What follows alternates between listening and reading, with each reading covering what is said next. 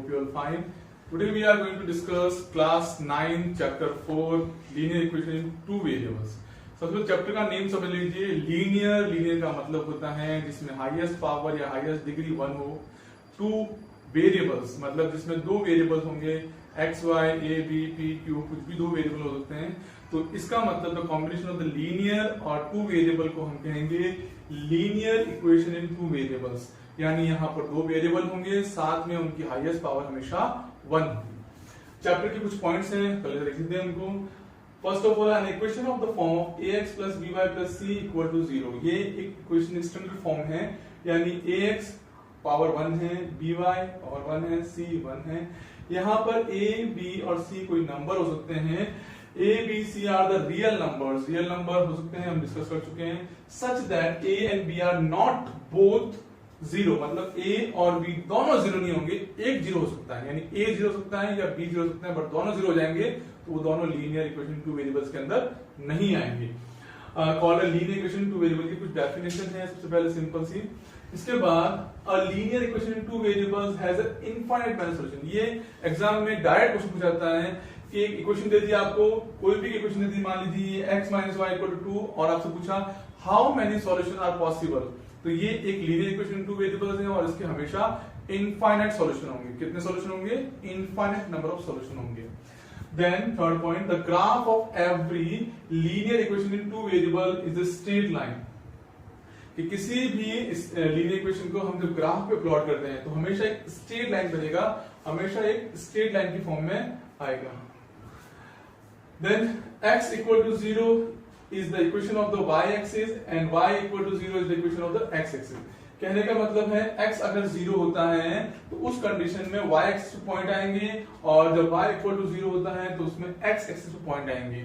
यानी सिंपल सी बात है, अगर मैं x के पॉइंट नहीं दे रखूं तो सिंपल y बचता है, तो y वाले पॉइंट आएंगे, और अगर y नहीं दे रखा हो तो x वाले पॉइंट ही आपके काउंट होंगे. The graph of x = a is a straight line to parallel to the y axis. ध्यान रखना, x = a या x = कोई भी नंबर दे रखा हो तो इसका मतलब वो पैरेलल लाइन बनेगा किसके? y एक्सिस के. x = a दे रखा हो तो पैरेलल होगा y के, और y = a दे रखा हो तो पैरेलल बनेगा x एक्सिस के. Then equation of the type y = mx represent a line passing through the origin. यानी अगर कोई कंडीशन y = mx, यानी आपको y = 5x दे दे और पूछे this is the passing from the origin, क्या ये ओरिजिन से पास होगी? तो वी हैव टू से यस, ये पास होगी ओरिजिन. ये आपके कुछ पॉइंट्स थे जो हमने डिस्कस किए हैं. अब कुछ क्वेश्चंस आते हैं एक्सरसाइज 4.1 के. सबसे पहले ध्यान रखिए, इन पॉइंट्स को माइंड में रखेंगे तो हमारे सारे क्वेश्चन बहुत इजीली हो जाएंगे. अब आते हैं सेकंड क्वेश्चन. फर्स्ट क्वेश्चन बहुत सा है, उसको सिंपल सा x और y की फॉर्म में इक्वेशन बना के देनी है. सेकंड क्वेश्चन है ax plus by plus c = 0 दे रखा है आपको इस स्टैंडर्ड फॉर्म से गिवन जो क्वेश्चन है उसको कंपेयर करना है. यानी आपको दे रखा है 2x plus 3y = 9.35 बार. आपको इस फॉर्म में लेके आना है. तो इसका मतलब समझ गए कि इक्वल 0 चाहिए, तो इस प्लस वाली वैल्यू को शिफ्ट करके इधर लेके आ गए. अगर जब भी वैल्यू इक्वल से दूसरे आती हैं तो साइन चेंज होंगे. अगर यहाँ माइनस होता तो ये प्लस का होता, ऑलरेडी प्लस का है तो जाएगा तो माइनस का हो जाएगा. यानी साइन चेंज होंगे जब भी इक्वल की दूसरा पाएगा. अब देखिए यहाँ पर 2x plus 3y - 9.35, इसको हमने कंपेयर कर दिया स्टैंडर्ड फॉर्म से, यानी ax by c. ध्यान रखना, जब आपसे a की वैल्यू पूछी है इसका मतलब x से कोई मतलब नहीं है, x से कोई लेना नहीं है. x के साथ वाली टर्म होगी वही हमारी a की होगी. तो देखिए यहाँ पर a के लिए हो गया 2, a = 2, b = 3 हो गया, और c = हो गया हमारे लिए 9.35. तो c = -9.35. देखना साइन साथ में आएगा, यहाँ पर कोई साइन नहीं आया, इसका मतलब ये प्लस के हैं. अगर यहाँ कोई साइन होता तो माइनस का रखते. देन 7 देखें, y - 2 = 0. अब यहाँ देखें x है ही नहीं, x है ही नहीं, कोई बात नहीं. ax plus by plus c = 0 है, यानी x नहीं है, x नहीं है तो नहीं है, तो कहां से लाएंगे? तो इसको 0 लिख दीजिए. तो a = 0. फिर y के साथ में b है, यहाँ y के साथ में कुछ नहीं है, इसको 0 लिख दें? नहीं, 0 नहीं लिखना है. y तो है, तो जहां कुछ भी नहीं होता तो हम उसको 1 मान लेते हैं, यानी इसको 1 मान लेंगे. तो y के साथ कुछ नहीं है तो 1 आ जाएगा, यानी y = 1 आ गया, यानी b = 1 आ गया. देन सी का मतलब जो x और y के साथ में नहीं होता वो कांस्टेंट होता है, तो यहाँ कांस्टेंट कितना आ रहा है -2, यानी c इक्वल टू -2।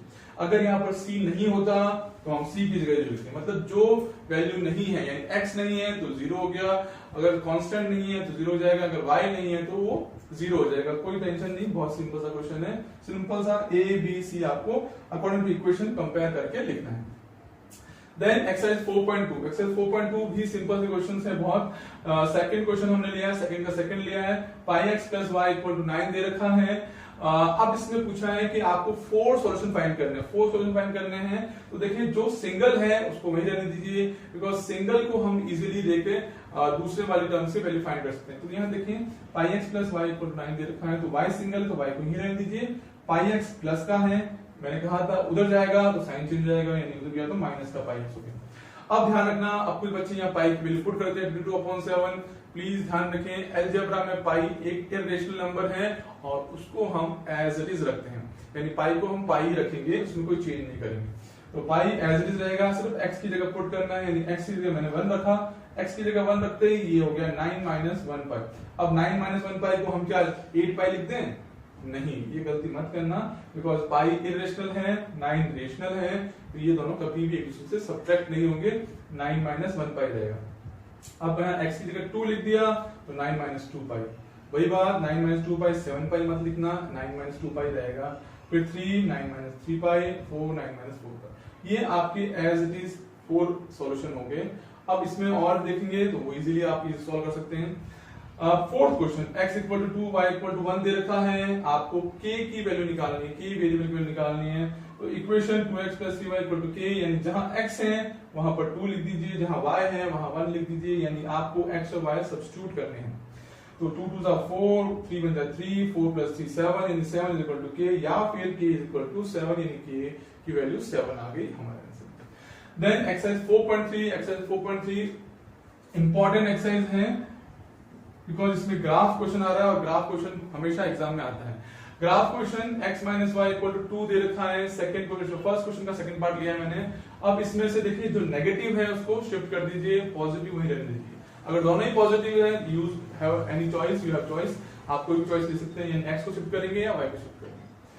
अच्छा, मैं y नेगेटिव शिफ्ट कर रहा हूं तो प्लस y हो गया, बिकॉज ये माइनस का था, उधर गया तो प्लस का y हो गया। तो 2 प्लस y आ गया, y की जगह हम वैल्यू पुट करते हैं, y की वैल्यू आप जो चाहे पुट कर सकते हैं, हम 1 पुट कर रहे हैं तो y 1 प्लस 2 3 आ गया x। y 2 पुट किया तो 2 प्लस 2 4, यानी यहाँ पर जो वैल्यू पुट करेंगे, यानी x इक्वल टू 2 प्लस 2 आपके हो गया 4। जैसे आप x की वैल्यू पुट करेंगे, यानी जो यहाँ वैल्यू आपकी चेंज होती रहेगी वैसे वैसे चल जाएगा। 3 पुट करा तो 3 प्लस 2 5, 4 पुट करा तो 4 प्लस 2 6। अब इससे आपको ग्राफ बनाना है। ग्राफ आप ग्राफ पेपर पे बनाएंगे। ग्राफ पेपर बनाएंगे कैसे? बिल्कुल सिंपल सा है, x एक्सिस y एक्सिस, ये हमने कोऑर्डिनेट ज्योमेट्री थर्ड चैप्टर में डिस्कस किया था। अगर आपको डाउट रहे तो प्लीज उस चैप्टर को भी देख लेना। इसमें लिखें 1 2 3 4 5 6, हाईएस्ट x की वैल्यू 6 आ रही है तो 6 से लिखना है, y की हाईएस्ट वैल्यू 4 आ रही है तो हमने 4 तक लिख दिया। 1 2 3 4, अब देखेंगे हमारा x 3 आ रहा है, y 1 आ रहा है, तो 3 और y 1, ये x का 3 y का 1 दोनों कहां मिल रहे हैं? इस पॉइंट मिल रहे हैं, ये हमारा पॉइंट हो गया। x4 y2, यानी ये पॉइंट यहां मिलेगा, ऐसे 5 और ये 6 और ये, इन सबको मिलाएंगे, स्ट्रेट लाइन मिलेगा। अगर मान लीजिए स्ट्रेट लाइन नहीं आ रहा है, कभी कभी कोई पॉइंट यहां से मान लीजिए इधर हो जाता है एक पॉइंट, तो इसका मतलब हमारी गलती है, क्वेश्चन गलत नहीं है, we are doing some kind of mistake, कोई हमने कोई मिस्टेक कर दी होगी, इसलिए कोई पॉइंट बाहर चला गया है। आपने पॉइंट्स में पढ़ा होगा, स्ट्रेट लाइन ही आएगा, ये देखिए the graph of every linear equation two variable straight line आएगा, ये यहाँ से वेरीफाई हो जाता है कि ये स्ट्रेट लाइन ही आता है। इसके बाद स्केल लिख दें, हमने दोनों में 1 1 लिया है, तो ये right on x axis and y axis 1 centimetre equal to 1 metre. ये ग्राफ वाला क्वेश्चन है, श्योर आता है। अब कुछ पैटर्न चेंज हो गया है तो हो सकता है आपको थोड़ा ढंग से अलग सा क्वेश्चन दे दे, ग्राफ दे दे और उसकी वैल्यू पूछ लें, तो आप लोग ग्राफ वाले क्वेश्चन को बहुत अच्छे से करें, कोई भी इक्वेशन आए आप उसको सॉल्व करें। देन क्वेश्चन नंबर सेकंड आपको दे रखा है 2,14 दे रखा है पॉइंट, और आपसे पूछा है how many line can be pass. तो बहुत सिंपल सी बात है, कोई भी एक पॉइंट दे दें और आपसे पूछे कितनी लाइन पास होती है, तो वेरी सिंपल, हम जानते हैं उससे infinite number can be line passes, यहाँ इनफाइनाइट पासेज लाइन हो जाएगी। तो वो आपका आंसर हो जाएगा इनफाइनाइट नंबर ऑफ लाइन के पास है। आपको पूछा है इक्वेशन बताइए, तो इक्वेशन देखिए फर्स्ट x है सेकंड y है। अब इन दोनों को मिला के आप जैसे इक्वेशन लिखना चाहे लिख दिया, देखिए x प्लस वाई 16, तो 2 प्लस 14 कितना हो गया 16 हो गया 16, y minus x 12 because 14 minus 12 का तो 12। ऐसे बहुत सारी क्वेश्चन हो सकती है। सिर्फ दो एग्जांपल दिए मैंने आपको, यानी infinite line can be passes from this equation और infinite number of line equation you have to write any line equation और कुछ भी। देखिए फोर्थ क्वेश्चन, फर्स्ट किलोमीटर आपको दे रखा है। ये बहुत अच्छा क्वेश्चन है, लैंग्वेज क्वेश्चन है, और लैंग्वेज क्वेश्चन में स्टूडेंट को हमेशा कंफ्यूजन होती है। तो बिल्कुल सिंपल से वे में आप समझे उस क्वेश्चन को। आपको बोला है कि एक टैक्सी का है, उसका फर्स्ट किलोमीटर चार्ज 8 रुपीज है, उसके बाद पर किलोमीटर यानी 1 किलोमीटर के बाद जितने भी किलोमीटर हो जाएगा 5 रुपीज पर किलोमीटर के हिसाब से उसका चार्ज होता है। आपको बोला है टोटल डिस्टेंस उसकी x किलोमीटर है, यानी टोटल डिस्टेंस कितना करी उसने x, और टोटल फेयर कितना आ रहा है y रुपीज आ रहा है, टोटल फेयर कितना आ रहा है y रुपीज। ठीक है, अब इसके अकॉर्डिंग चलेंगे। पहले किलोमीटर यानी फर्स्ट किलोमीटर का चार्ज कितना है 8 रुपीज, चलिए 8 रुपीज हो गया। अब कितना डिस्टेंस गया था x, तो सर माइनस क्यों लगाया, बिकॉज हमने 1 किलोमीटर का पहले ही पेमेंट कर दिया था, तो x माइनस 1 हो गया, x माइनस 1 हो गया। अब इसके बाद जितने भी किलोमीटर है उसका चार्ज कितना है 5 रुपीज पर किलोमीटर, यानी 5 रुपीज के हिसाब से मल्टीप्लाई कर दीजिए, और टोटल कितना है ये सब मिलाकर y रुपीज आ रहा है, इक्वल y आ गया।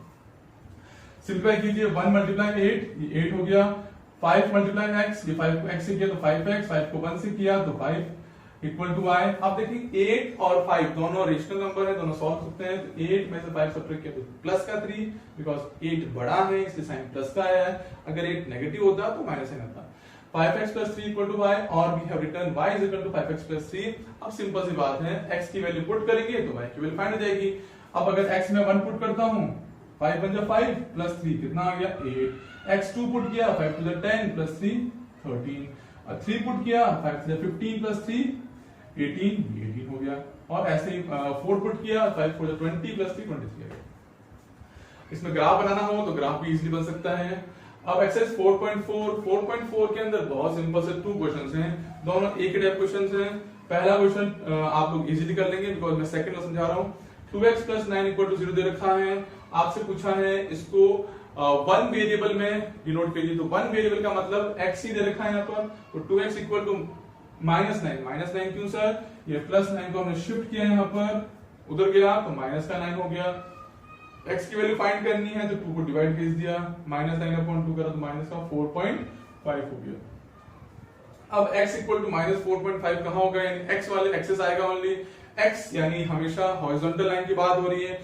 अगर यहाँ पर y होता तो वर्टिकल लाइन आता, और वर्टिकल लाइन लिखते, यहाँ x है नेगेटिव है तो 0 -1 -2 -3 -4 -5, और यहाँ पर ये पॉइंट हो गया आपका x इक्वल टू -4।